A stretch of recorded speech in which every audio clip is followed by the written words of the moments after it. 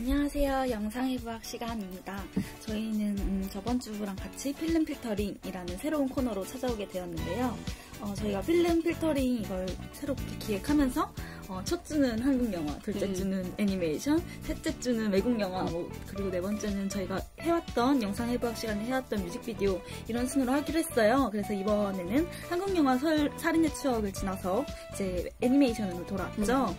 죽기 전에 봐야 할 영화라는 키워드도 저희가 처음에 생각을 했는데 죽기 전에 봐야 할 영화에도 적합하기도 했고 또 많은 시간이 지나서 다시 보면 좋을 영화 그리고 많은 사람들이 봤으면 하는 영화 아니면 본 척하고 있는 영화 선정을 해봤어요. 픽사에서 나온 토이스토리라는 영화입니다. 이건 1995년도에 나왔고요. 벌써 20년이 넘는 시간이 지났고 약간 3D 애니메이션의 첫 계보를 연 영화이기도 하죠. 제가 이 영화를 안 본 사람으로 이번에 설정이 되었는데 봤어요. 정말 많이 봤고 네, 비디오도 있었고 진짜 시리즈 막 다 봤는데 이런 애니메이션 자체가 스토리가 막 복잡하지도 않고 특이하지 않잖아요. 설정이 특이할 뿐이지. 그래서 그런지 생각했는데 기억이 하나도 안 나더라고요. 그래서 우리의 주제와 적합해 라는 생각을 많이 했어요. 여러 번 봐도 기억이 안 나니까. 그래서 두 분이 이 영화에 대해서 좀 자세하게 설명을 저한테 해주셔야 될 것 같아요. 이 영화 줄거리 설명해 주실 수 있나요? 네. 제이가 한번 설명해 보겠습니다. 이 주인공들은 다 장난감들이에요. 그래서 카우보이 인형인 우디가 가장 앤디의 최애 캐릭터, 가장 최고, 가장 좋아하는 장난감인데 그 앤디가 막 영웅인 것처럼 그 장난감들 사이에 대빵이에요. 그래서 막 다 우디 말이 맞아, 우디 말이 맞아, 이러면서 되게 대장인데, 그런 와중에 생일날 앤디의 생일 파티에 버즈라이트 이어라는 새로운 신제품 장난감을 선물을 받아요. 근데 그 버즈라이트 이어는 우디와 다르게 이거 찍 누르면 삐릭 그러니까 버튼을 누르면 약간 신식 기계로 약간 버튼 누르면 날개 펴지고 소리 나오고 그런데 우디는 좀 옛날 구식으로 이렇게 잡아당겨야지만 뭔가 돌려야지만 뭔가 아날로그식으로 이렇게 말을 하는 약간 그런 기계인데 버즈 라이트 이어라는 친구가 오면서 약간 위기를 느끼게 됩니다. 그러니까 너무나 앤디가 항상 자기가 좋아하는 장난감이었는데 우디에서 이제 버즈를 좋아하게 되니까 우디가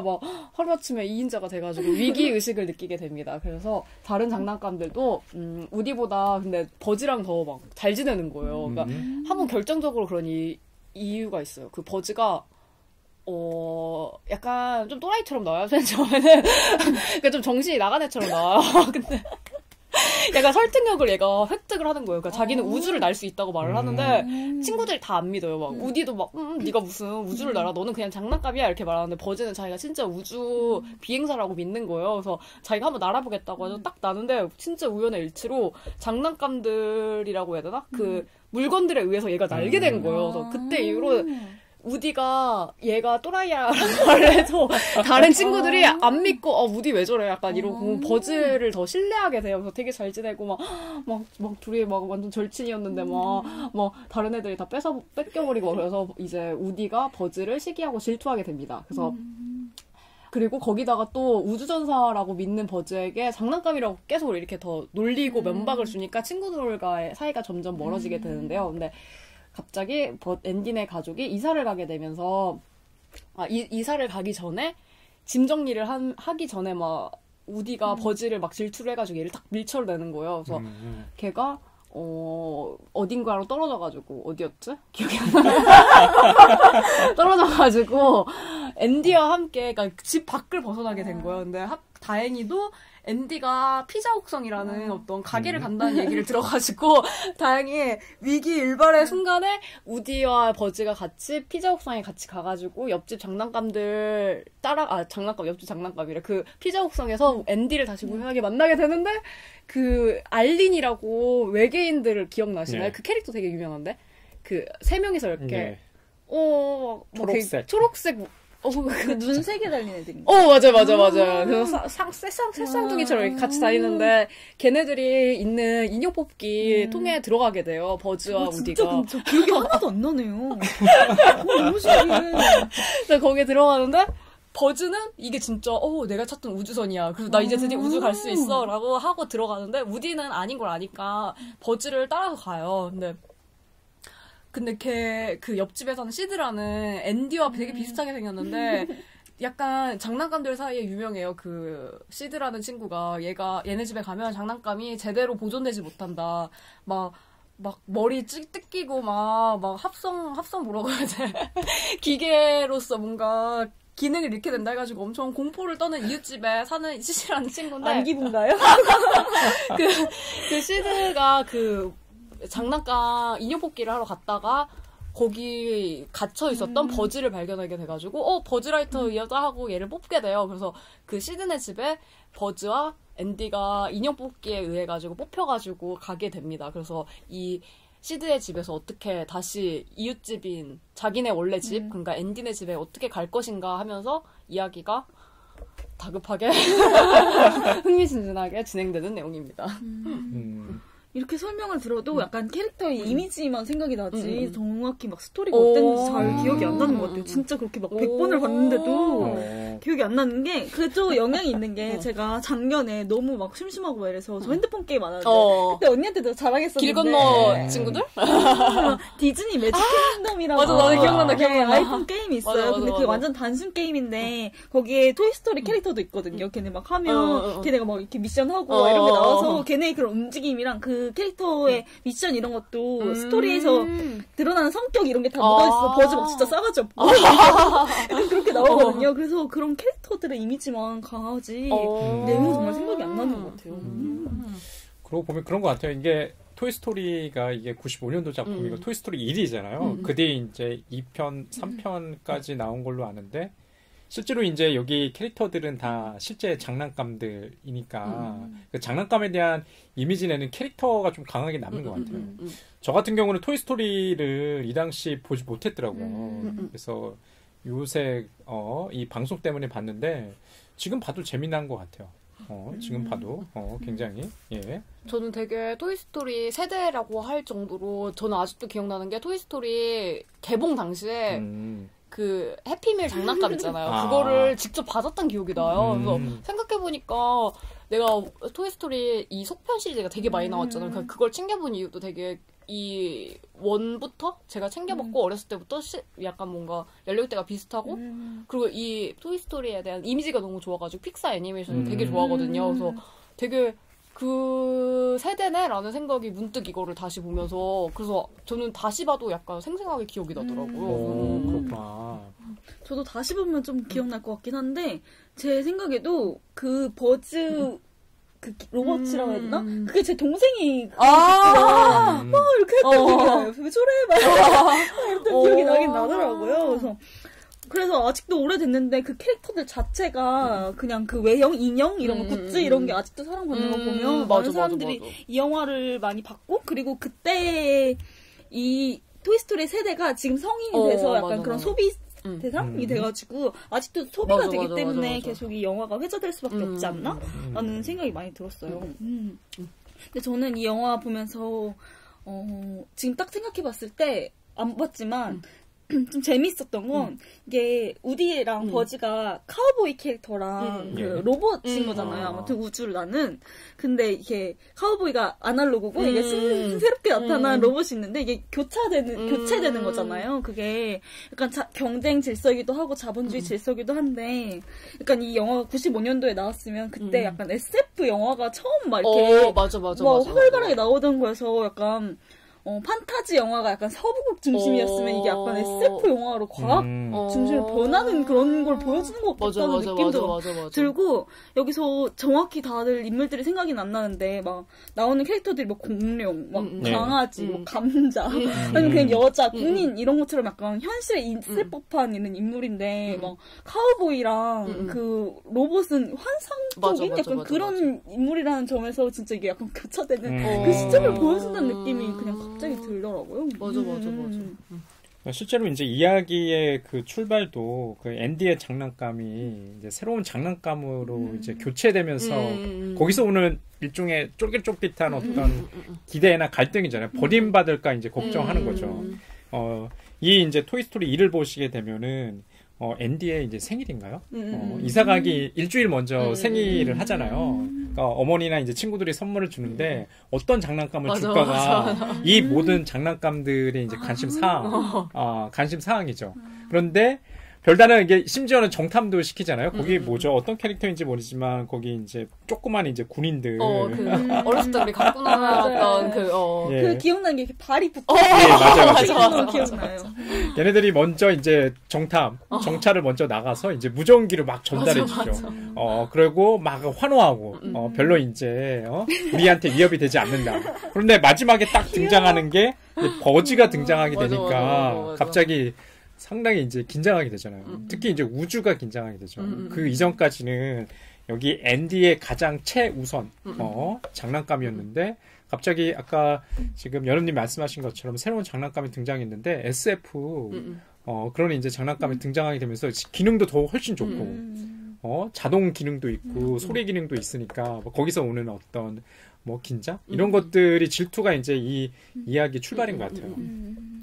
저는 되게 특이했던 게 처음에 어렸을 때 봤을 때는 뭔가 버즈가 뭐 나쁠 건 없었는데 아무튼 걔가 되게 나쁜 놈이라고 그냥 감정이입해가지고 보니까 그렇게 생각을 했는데 다시 보니까 우디도 진짜 또라이 같은 거야. 오히려 우디는 진짜 또라이고 나쁜 놈 같고 왜 저래 싶고 버즈라이트여는 조금 아픈 애니까 좀 잘해줘야겠다 약간. 왜냐면 걔가 좀 정신이 헷가닥한 것처럼 나와가지고 버즈가 그러니까 실제로도 자기가 장난감인 걸 인정을 안 하거든요. 맞아요.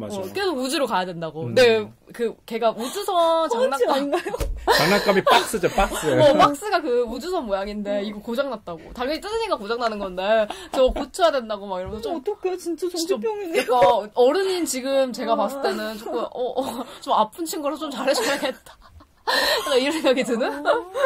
그러게 버즈가 이제 자기가 외계에서 불시착한 우주 전사라고 믿잖아요. 그래서 참 슬펐던 게 그 이야기 한 말미 정도의 중간 정도의 자신의 위치를 확인하는 장면 있잖아요. 광고 속에서 이제 버즈 광고 나고 그러면서 자기가 살짝 그 손목인가 어디를 딱 봤더니 메이드 인 타이완 그 스티커 막 뜯고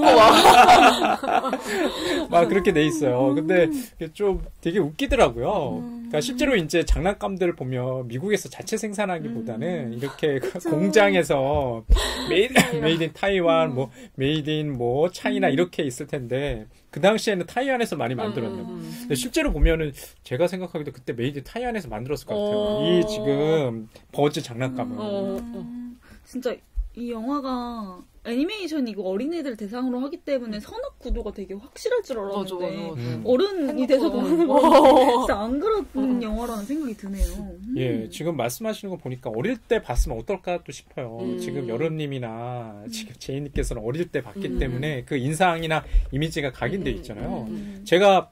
전 그저께 봤는데 하나도 나쁜 인물이 없는 거예요. 그러니까 성인의 관점에서 보면 여기 등장하는 우디도 나름의 사연이 있잖아요. 물론 버즈가 너무 싫어서 그것도 이제 사고죠, 사고.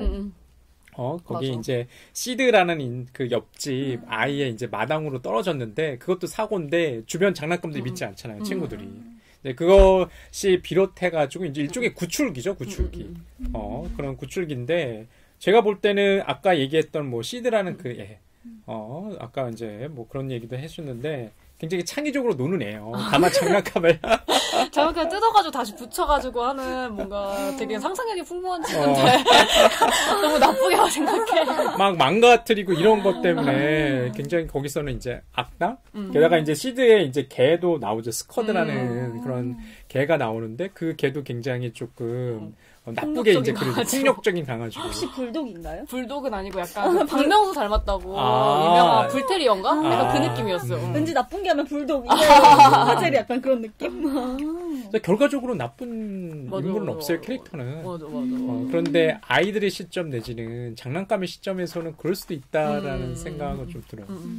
그래서 저는 다시 보고 약간 놀란 것 중에 하나가 시드가 되게 그러니까 그들 사이에서도 되게 나쁜 놈.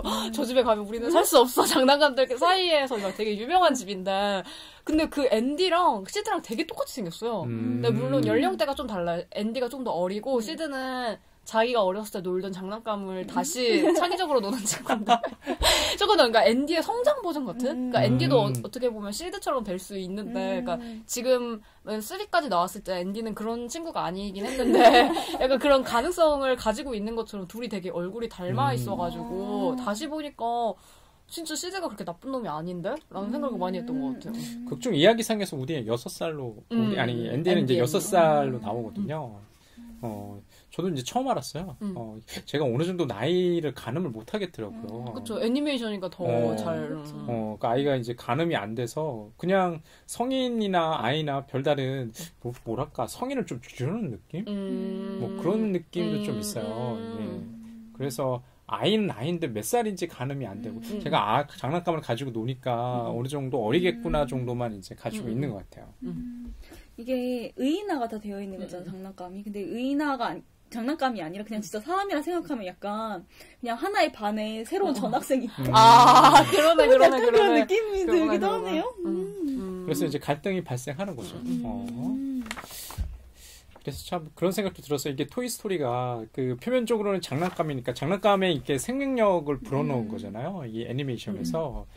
만약에 이제 생명을 갖다가 버린다고 하면 모든 사람들이 비난하겠지. 그러니까 요새도 이제 보면은 뭐 애완묘에 대해서 좀 동물학대나 이런 기사 나오면 굉장히 많은 사람들이 분노하시잖아요. 그러니까 이 영화 속에서 애니메이션 속에서 모든 이제 토이스토리의 토이 장난감들은 각자의 개성과 어떤 뭐 이렇게 생명력을 지니고 있으니까 굉장히 가치 있죠. 그런데 사람만 몰라.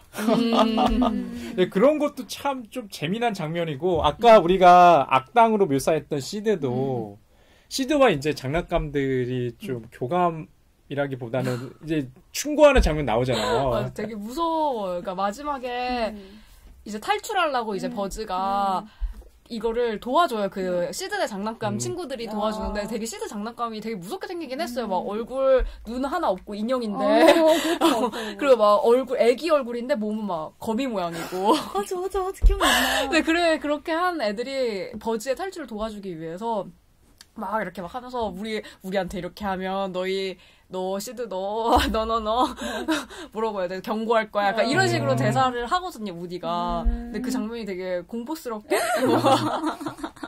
너무나 시드가 깜짝 놀라가지고 도망가죠. 진짜요? 도망가요. 시드가 들어요 그걸? 들어요. 그러니까 우디가 이거를 잡아당기면 그 뭐라고 해야 돼 태엽 같은 걸 잡아당기면 말을 하잖아요. 뭐였지? 내 신발에 내 장화에는 뱀이 들어있어. 그렇게 원래 말하는 걸 걔가 아는데 이번에는 이거를 탈출을 하기 위해서 도망가게 하기 위해서 자기가 우디가 실제로 말할 수 있는 걸 말하는 거야. 그러니까 너 장난감 괴롭히면. 그런데 되게 무서운 게 이 얼굴이 360도 막 돌지 않았나? 그래요? 그랬던 것 같아. 그러니까 되게 뭐라고 하지? 무섭게 말하긴 했었어요. 무서워. 그게 본래 있던 음성에서 나온 거예요? 아니면 아니요. 아니죠. 그래가지고 걔가 도망을 간 거였었어요. 시드가. 그냥 장난감 음성이 아니라 실제 마치 살아있는 사람인 양 그렇게 대사를 치거든요. 근데 이 지금 극 중에서 토이스토리 1에서 유일하게 사람과 좀 약간 커뮤니케이션이라고 해야 되나? 그런 장면인 것 같아요. 평상시에는 사람이 들어오면은 그냥 맞아. 축 늘어져 있거나 사물처럼 보이잖아요. 물건처럼. 근데 그 장면에서만 그래요. 근데 곰곰이 생각해 보면 아이들 특히 어린아이들이 뭐 이렇게 인형 가지고 놀고 항상 이렇게 뭐 애칭처럼 내 동생처럼 이렇게 들고 다니잖아요. 그게 이해가 될 수도 있는 것 같다는 생각이 들었어요. 마치 나의 동생 양 막 말 걸어주고 마치 살아있느냐. 맞아. 우리 예쁜이 뭐 이러면서. 애착 인형 맞아. 저도 인형이나 뭐나 약간 가지고 놀면 어린애들도 맞아. 생명력으로 좀 부여하잖아요. 그렇게 인형극 하듯이 이렇게 논다고 하는데 우리가 막상 생명력을 부여했지만 걔네가 진짜 생명력이 있어서 우디처럼 막 그렇게 얘기를 하면 불태울 것 같아. 척해. 그러니까 우리가 주체가 돼야 하는 약간 그런데 그걸 되게 전복한 영화인 건 맞는 것 같아요. 그래서 저는 어렸을 때도 저도 그렇게 놀아가지고 생각나는 것 중에 하나가 저는 인형 어렸을 때는 그 8등신 미녀 인형 있잖아요. 근데 그 인형이 가장 최고 예쁜 인형이고 남자 역할을 하는 인형이 있었는데 그게 제가 90년생이라서 저 안 태어났을 때 88년도에 그 호돌이 인형 있잖아요. 호랑이 인형 되게 멋있고 막 근육이 있는 것 같은 그 호돌이 인형을 가장 멋있는 남자 인형이라고 생각을 해가지고 호랑이와 그 팔등시 미녀와의 사랑 이야기. 근데 여기서도 되게 종류가 혼합되어 있잖아요. 그러니까 되게 인종도 다양하고 어떻게 보면 인종도 다양하고 종류도 다양한 캐릭터들끼리 같이 이렇게 노는 거 보면 되게 뭔가 다민족 국가 미국에서 만들 법한 설정인 것 같다는 생각도 많이 했었어요. 아, 그러고 보면 좀 그런 것 같아요. 여기가 각자 개성이 있고 다양한 장난감들이 나오는데 이 장난감들이 단일하지 않고 이게 미국 사회를 참 보여준다는 생각도 들어요. 그러니까 다인종 사회니까 말 그대로 이제 멜트다운이니까 그런 것들 좀 보여준다는 생각도 좀 들어요.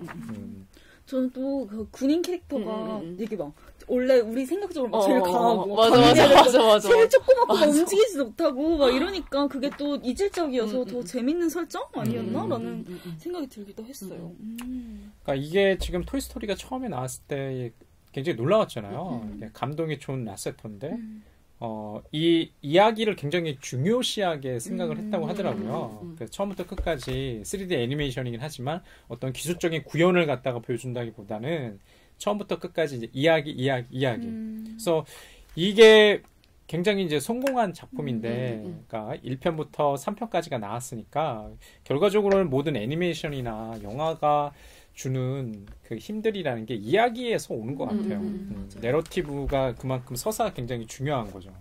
그 죽기 전에 봐야 할 1001편의 그 영화 거기에 따르면 되게 그 시나리오 쓴 각본가가 되게 유명한 사람들, 그러니까 코엔 형제라고 알려진 조엘 코엔도 맞아요. 한 명 중에 들어가 있어요. 뱀파이어 해결사라는 거 혹시 아세요? 저는 모르겠는데. 알아요. 저 봤던 기억이 나는데. 그 작가 조스 웨든도 포함할 정도로 되게 여러 각본가들이 같이 시나리오를 만들었다고 하더라고요. 그렇구나. 저도 이제 조사를 해왔는데 이 조엘 코엔이 그 코엔 형제의 코엔인지 몰랐어요.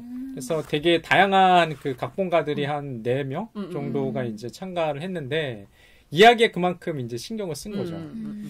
곰곰이 보면은 그런 것들 있는 것 같아요. 이게 전형적인 버디 무비잖아요. 우디와 버즈가 처음에는 갈등이 생겼지만 갈등을 해결하면서 친구가 되는 그런 영화예요. 그러니까 집으로 돌아오면서 기환의 모티프가 있어요. 그래서 일종의 예전에 그 뭐 그리스 신화 속에서 오디세이 뭐 그런 느낌도 있어요. 우연치 않은 기계에 이제 집 밖으로 나갔는데 그 공간에서 서로가 어떻게 보면 집으로 귀환하려면 서로 협력해야 되잖아요. 맞아. 그러니 이제 협력의 모티브가 있고 그게 미국이라는 나라랑 잘 맞는 것 같다는. 맞아. 그러니까 결국엔 다양한 사람들이 모여 사니까 이런 갈등이라는 게 뭐 결과적으로는 좋지가 않잖아요. 어떤 식으로든 그 문제를 해결해야 되니까 서로의 개성을 인정하면서 어울리면서 살자 이런 메시지도 이 영화 속에서는 일종의 그런 이데올로기도 좀 있는 것 같다는 생각. 맞아. 지금 생각해 보니까. 되게 저는 강력하게 있다는 생각이 들어가지고, 그러니까 이게 되게 근데 애기들이 보기엔 정말 좋다라는 생각이 드는 게 뭔가 이 영화 속에서 위기라고 느껴지는 것들이 되게 기회로 다가오는 거예요. 그래서 처음에 원래 버즈를 그게 컨셉이 우주로 가는 거니까 그 시드가 그 나쁜 놈이로 보이는 시드가 이 버즈한테 이 로켓을 사가지고 이거를 달아가지고 마당에서 이렇게 쏘려고 했거든요. 그럼 진짜 이거 끝인 거잖아요. 이렇게 이제 못 찾는 거잖아. 그래서 근데 그때 비가 와요. 근데 비 오면 뭔가 되게 우울하고 안 좋은 날이라고 보통은 생각을 하는데 비가 와가지고 다행히 다음 날로 미뤄야겠다 이러가지고 이러니까 뭔가 위기처럼 보이는 것들이 약간 좀 긍정적인 기회로 약간 나타나지는 걸 보면서 전환되는군요. 약간 버드랑 우디도 원래 사이가 안 좋았는데 어떻게 보면 이 사건을 계기로 우정이 생긴 거잖아요. 그러니까 이런 그렇죠. 식으로 뭔가 되게 교훈적인 애들이 보면 되게 좋은 그런 영화라는 생각을 많이 했던 것 같아요. 그리고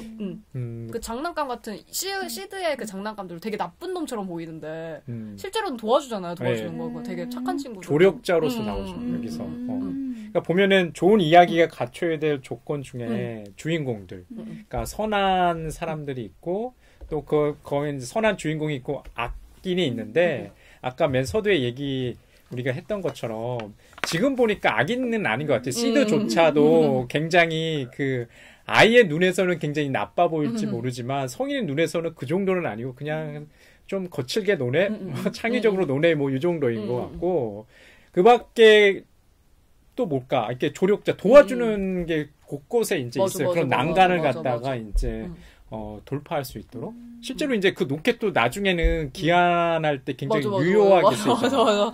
복귀하는데 굉장히 도움이 되는. 왜냐면 그 이삿짐 트럭을 따라가잖아요. 따라가는데 거기에 보면은 장난감 이제 자동차를 가지고 따라가잖아요. 근데 전지가 다 떨어가지고 점점 멀어지는데 로켓을 갖다가 거기에 이제 불을 붙여가지고 이렇게 따라가는 그런 것들이 이제 마지막에 이제 나오죠. 공중으로 발사해서 쭉 떨어지는. 그리고 그때 되게 그 장난감 중에 몸 늘어나는 강아지 있잖아요. 강아지 이름이 뭐죠? 슬링키. 슬링키 맞아. 걔도 되게 결정적으로 도와주잖아요. 근데 어떻게 보면 다 다르게 생겼고 다른 종류이기 때문에 이렇게 도와줄 수 있었던 거니까. 진짜. 각자의 개성이 있고 능력이 다른 거죠. 정말 스프링이 있고. 저는 포테이토도 좀 인상 깊던데. 맞아, 그게 마지막에 보면 포테이토가 원래 미스터 포테이토잖아요. 맞아. 근데 미즈 포테이토가 또 아마 맞아. 등장하면서 끝날 거예요. 맞아. 그러더니 자기 코털을 갖다가 너무 늙어보니까 떼어버리죠. 맞아. 지금 들으니까 완전 캐릭터 무비. 맞아. 근데 얘기를 들으면서 이렇게 에피소드가 많았나 싶을 정도로 진짜 세세하게 러닝타임이 한 7, 80분 정도 알고 있는데 되게 촘촘하게 얘기가 짜여있다는 느낌도 들고 전개가 진짜 빨랐겠다는 느낌도 확 와닿는 것 같아요. 쉬어갈 틈이 없어요. 맞아. 저는 되게 깜짝 놀랐어요. 그러니까 이게 보면서 이게 다시 볼 수 있고 집에서 볼 수 있으니까 타임을 확인할 수가 있잖아요. 근데 생각보다 시간이 너무 빨리 가는 거예요. 나한테는 별로 큰 사건이 안 일어났다고 생각이 되는데 전개가 너무 빨라가지고 약간 깜짝 놀랐었어요. 볼 때. 제가 볼 때는 아이를 대상으로 좀 기획을 했다는 게 거기서 느껴져요. 아이들은 그쵸. 집중력이 길지 않으니까 짤막짤막한 것들이 계속 나와줘야 되는 거죠. 그러니까 우리 이제 성인의 눈에서는 왜 저렇게 별거 아닌 사건을 갖다가 빨리 다른 사건으로 전환이 될까 그렇지만 아이의 눈에 있어서는 굉장히 좀 흥미로웠을 것 같아요. 스펙터클이 엄청 맞아. 오히려 그렇지 않았을까요? 아이는 좀 그런 생각도 들었는데 지금 생각해서는 그 이야기 속에 푹 빠져 있었을 것 같아요. 그 애니메이션을 볼 때는. 그리고 캐릭터까지 이렇게 생생하니까 그리고 싸운 게 있잖아요. 1, 2, 3 하고 게임까지 베이 씨가 말한 게임 그런 거를 먼저 접하고 이 영화를 보면 마치 살아있는 친구들이 나온 것처럼 앞에 화면에 여기서 만나는 약간 이런 느낌. 저는 그래서 이거 보고 나서 그런 생각이 들더라고요. 요즘에 이제 유튜브에 캐리 언니나 이런 캐리도 있잖아요. 그게 생각이 나더라고요.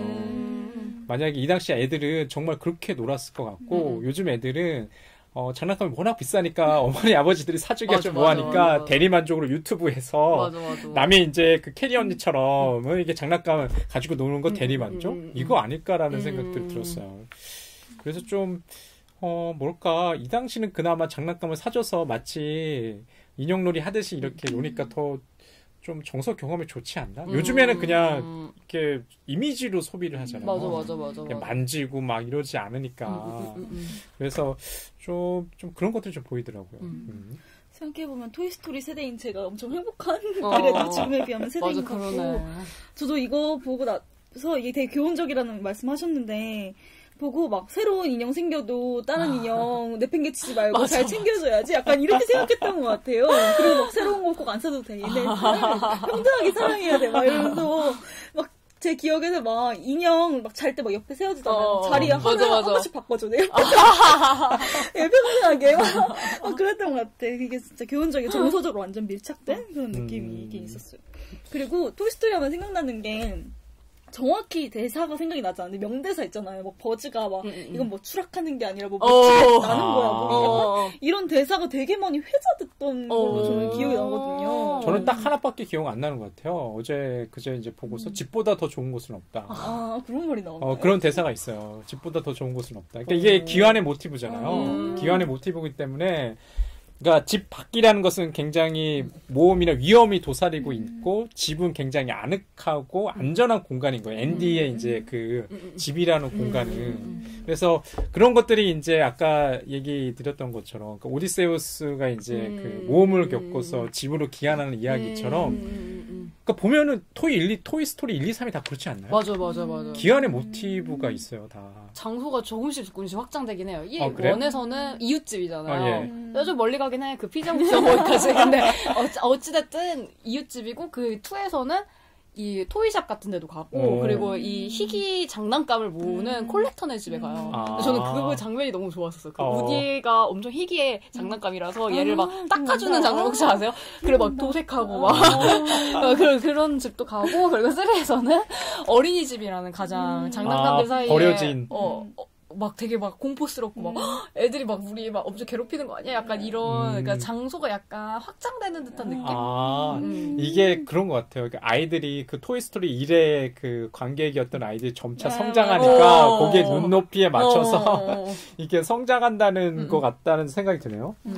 그러면은 굉장히 이 토이스토리 제작진들이 많은 기획을 가지고 만든 것 같아요. 물론 이제 이 토이스토리 2를 만들었을 때는 2를 기획은 안 했을 거예요. 맞아. 이 정도로 잘 될 줄. 이 정도로 잘할 줄 몰랐으니까 픽사에서. 그러니까 그렇게 빨리 화해시키지 않았어. 이게 지금 사도 예정되어 있지 않아요? 2018년인가 19년에 개봉한다고. 참 대단하네요. 거의 20년이 넘게서 이 시리즈를 끌고 간다는 것도 대단한 것 같은데요. 그 3도 자꾸 얘기가 되는 이유 중에 하나가 뭐라고 하지? 앤디와 우디의 우정을 앤디가 이제 너도 떠날 때가 됐으니까 새로운 친구한테 너가 더 우디를 잘해줄 수 있지? 이러면서 자기의 장난감 박스를 이렇게 줘요. 되게 그러니까 그 장면이 되게 찡해가지고 제 친구들도 그때 다 울었다고. 되게 옆집에 아이한테 줘요? 옆집인가 걔가?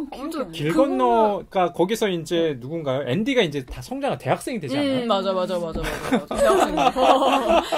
앤디가 그러니까 미국은 그거 미국 대학교 가면 다른 지역으로 거의 가잖아요. 그래서 그렇게 되면서 그 장난감들을 줬던 것 같아요.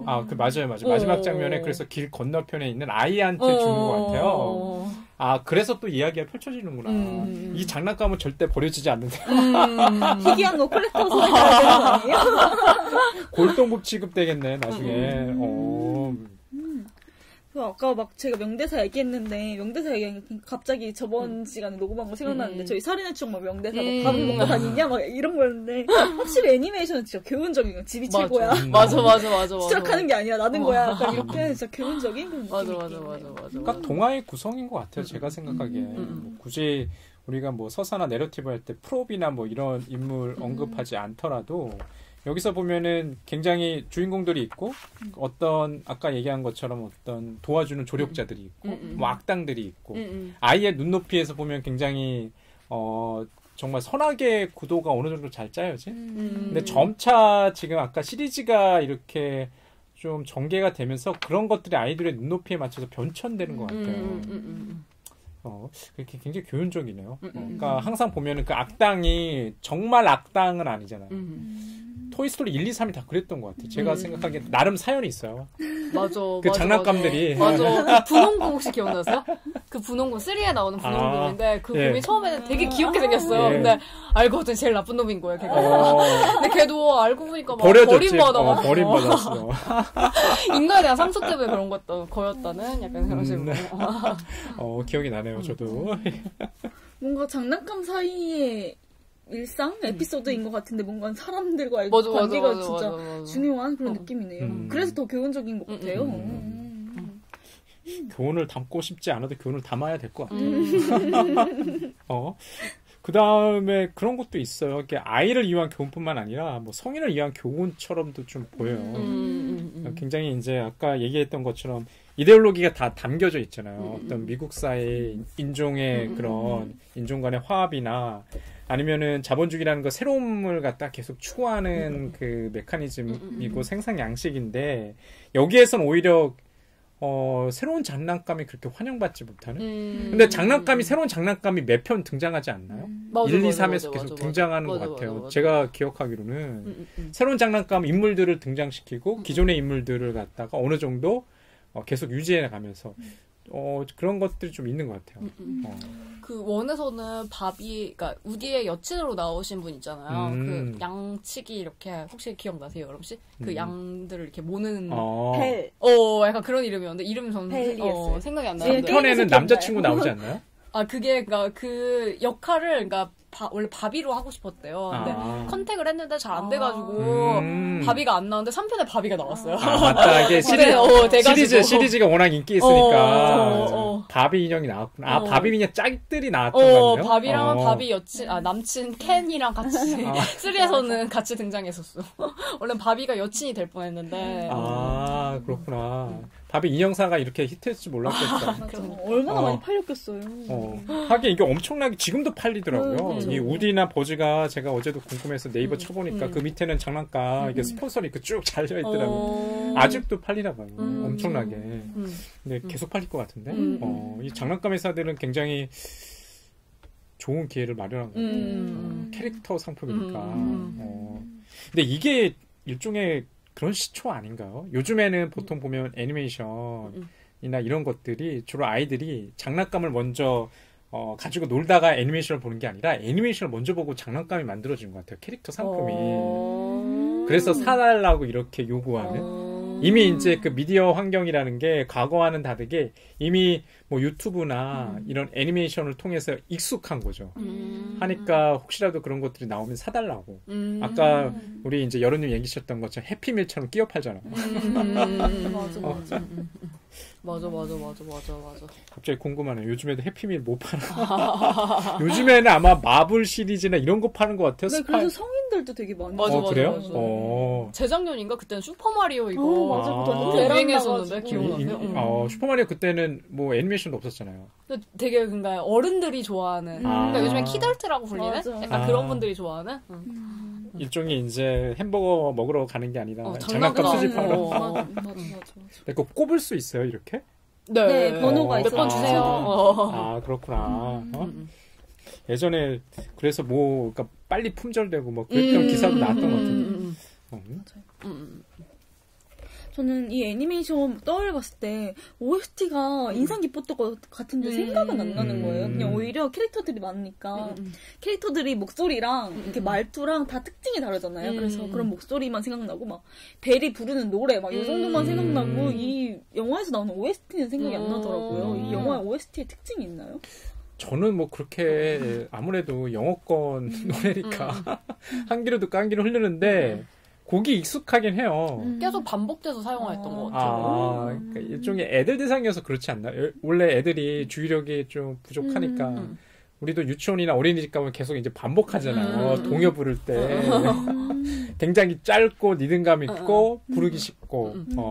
그리고 약간 뮤지컬인 거 싶을 정도로.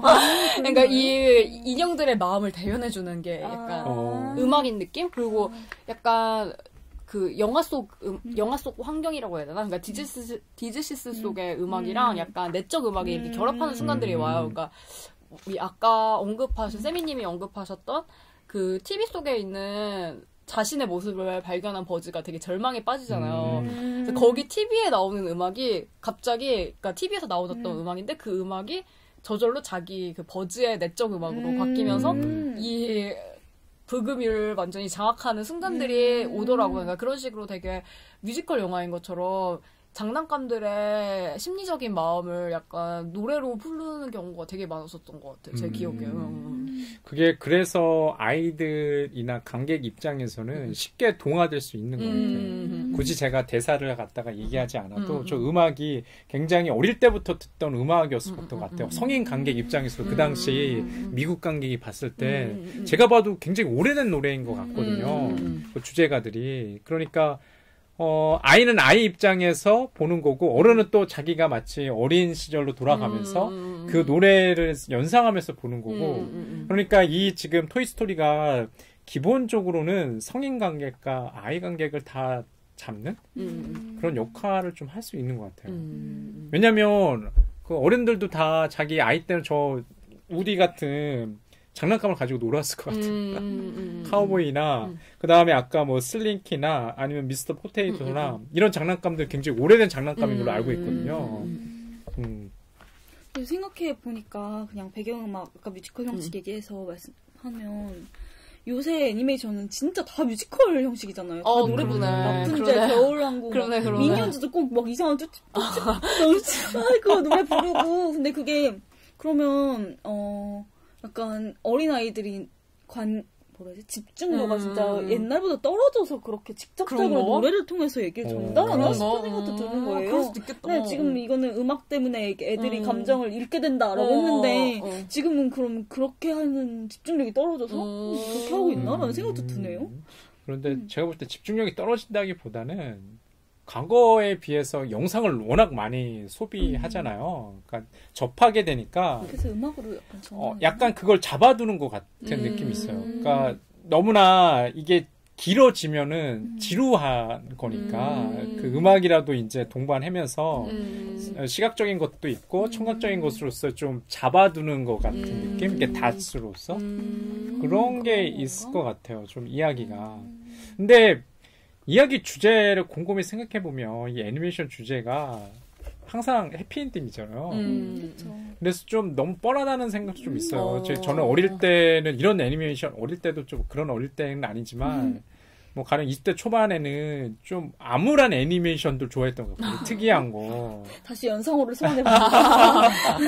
이게 성인용 애니메이션은 아니잖아요. 기본적으로. 이게 기본적인 관객층은 아이를 갖다가 염두하고 제작을 했었을 거기 때문에 그렇게 좀 이야기를 복잡하게 얽혀거나 너무나 악한 인물을 갖다가 전형적인 악한 인물로서 악당으로 만들어 놓지는 않을 것 같다는 생각이 들어요. 그러니까 아까도 뭐 DC, 뭐 코믹스 이런 캐릭터들이 나오는 것들은 성인 만화죠. 그 사실 성인 만화거든요. 성인 그 그래픽 노블에 나오는 이제 인물들은 그런데 이 토이스토리는 기본적으로 이미 연령대가 굉장히 이제 낮은 아이들을 대상으로 했던 것 같아요. 2018년에 나오는 토이스토리 같은 경우에 어떻게 좀 변화된 게 있을 것 같다는 생각도 들어요. 또 성인 관객이 아무튼 계속 소비층이 계속 존재하고 있고 뮤지컬 애니메이션이 이렇게 유행이면 얘네도 이제 노래를 부르기 시작하나? 약간 궁금한 그런 느낌도 있나요? 왠지 박물관으로 갈 것 같은데 마지막에는 박물관으로.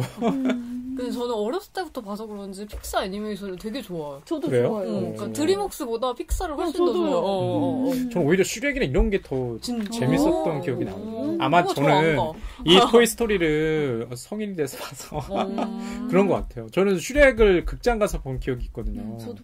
그때는 이제 성인이 돼서 직접 제가 예매를 하고 실제로 이제 슈렉과 비교해보면 슈렉은 우리의 어떤 기대를 많이 깨잖아요. 그쵸. 오히려 그쵸. 이제 보면은 오히려 그게 성인용에 맞죠. 그쵸, 맞아. 성인 애니메이션이에요.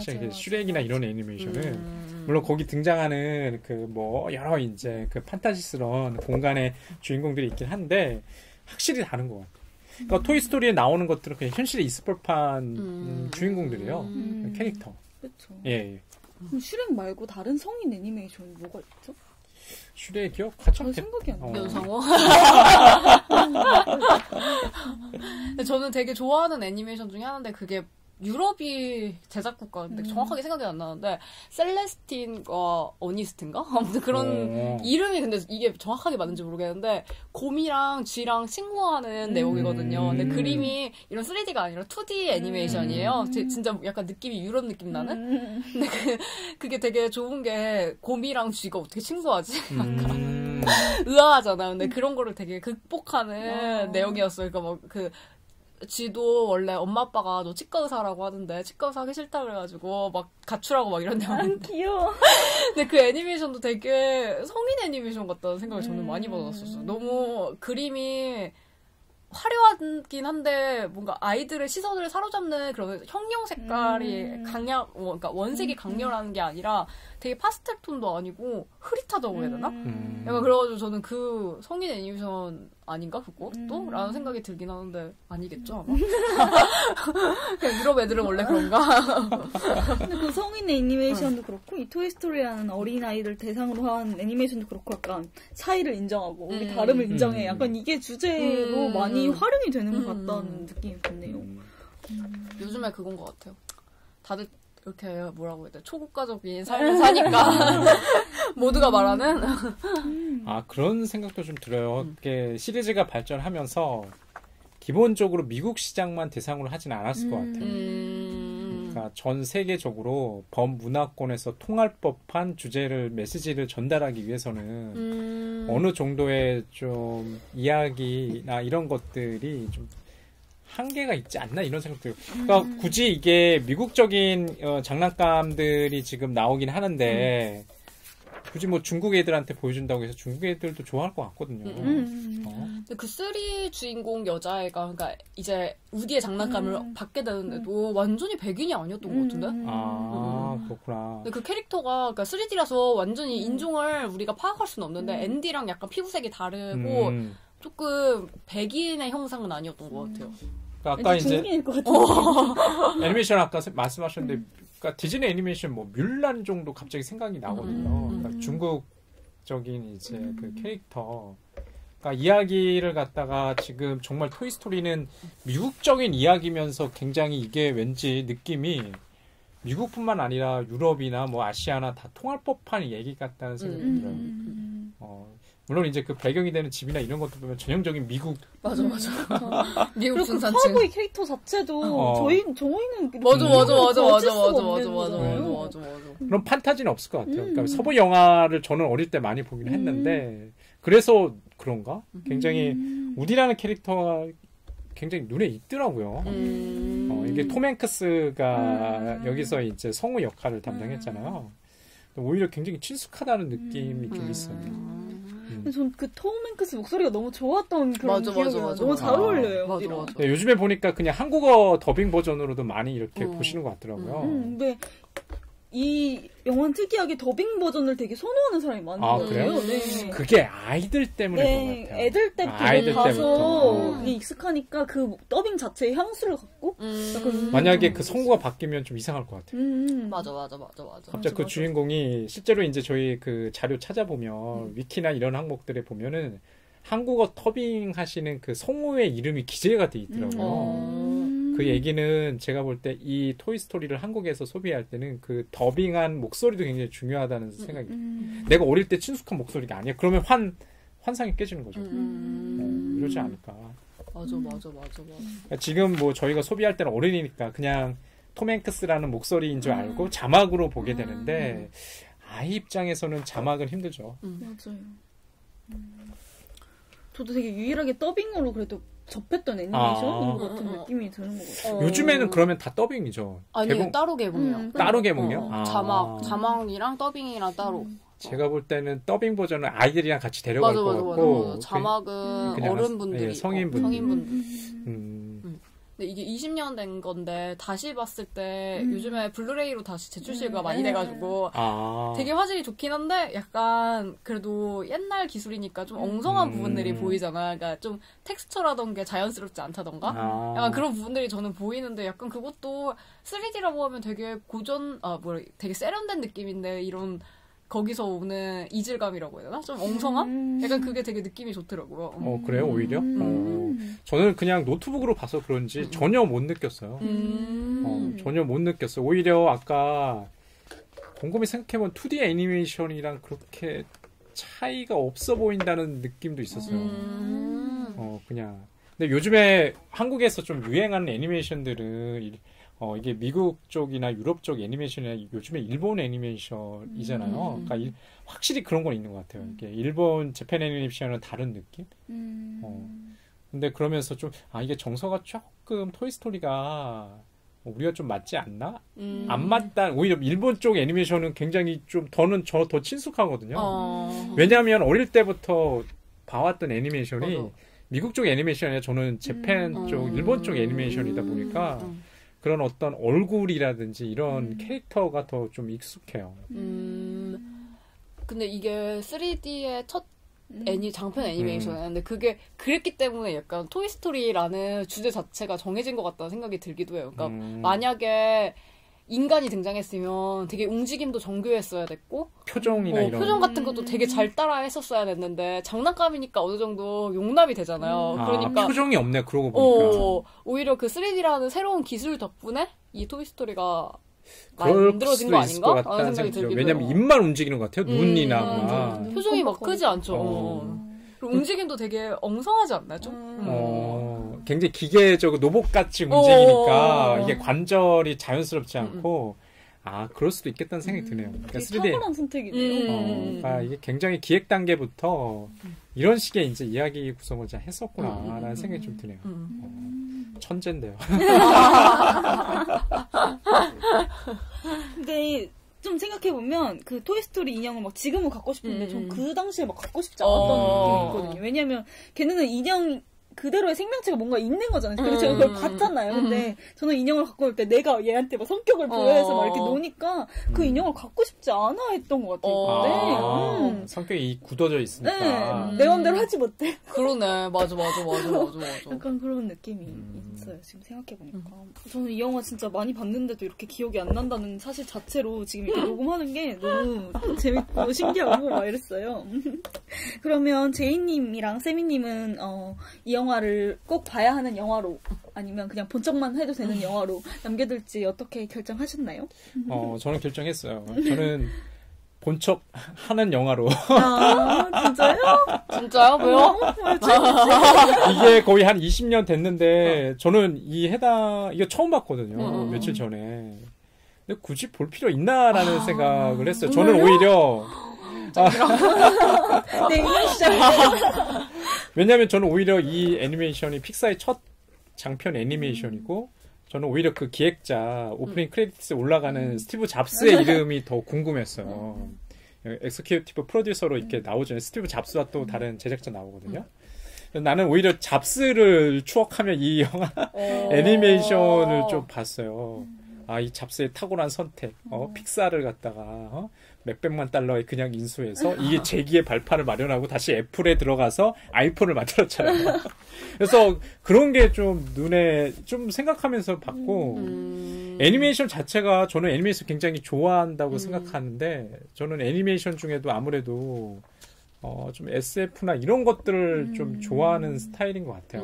오히려 마블이나 이런 것도 좀 별로 안 좋아하거든요. 마블이나 조금 특히 아까 그래픽 노블에 나오는 등장하는 캐릭터들, 그러니까 미국 쪽에서 나오는 그런 애니메이션의 캐릭터들은 좀 거리감이 있는 것 같아요. 차라리 이제 영국 쪽 예전에 뭐 일레스 앤 크로밋 이런 약간 클레이 애니메이션 이런 거 굉장히 좋아했거든요. 이질적이면서 굉장히 사악한 기운. 차라리 팀버튼의 애니메이션이 더 나아요. 팀버튼의 애니메이션 예전에 무슨 있잖아요. 뭐 크리스마스의 뭐 악몽 이런 애니메이션도 있잖아요. 그런 것들이 저는 더 좋아요. 오히려 만약 미국 쪽 애니메이션이라면 그래서 저는 팀버튼 좋아하거든요. 지금도 이상한 날의 앨리스나 뭐 거울날의 앨리스와 같은 그런 것도 좀 개기스러운 이런 것들이 더 좀 이질적이지만 좋고 토이스토리는 저는 곤척한 애니메이션으로 왠지 그렇잖아요. 나 이게 처음 볼 때 몰랐어요. 이걸 내가 봤나 안 봤나도 좀 이상한 거예요. 왜냐면 조금은 봤거든요. 근데 알고 봤더니 그 토이스토리 3을 봤더라고요. 토이스토리 3을 봐서 굳이 저는 3D 애니메이션의 계보를 따라가지 않으실 거라면 보지 않아도 될 애니메이션을 추천드려요. 본 척하는 애니메이션으로. 제이님은 어떠세요? 저는 무조건 봐야 된다고 무조건이야 이거.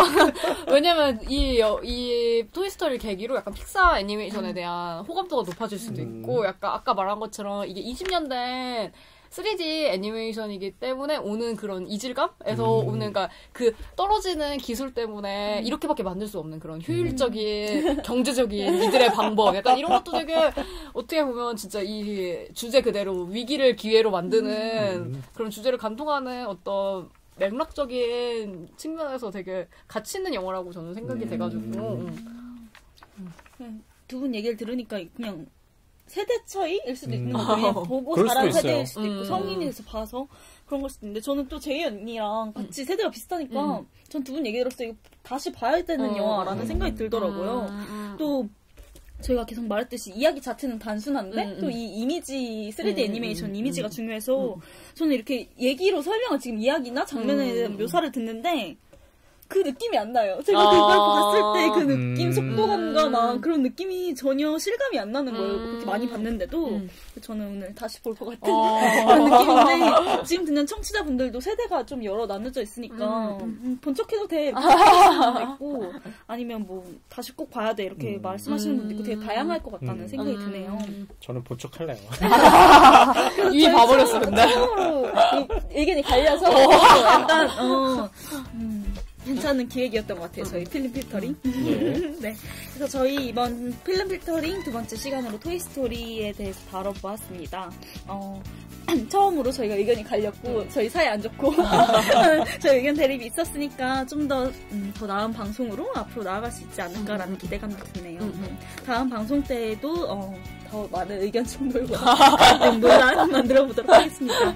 안녕히 계세요. 예, 고맙습니다. 와.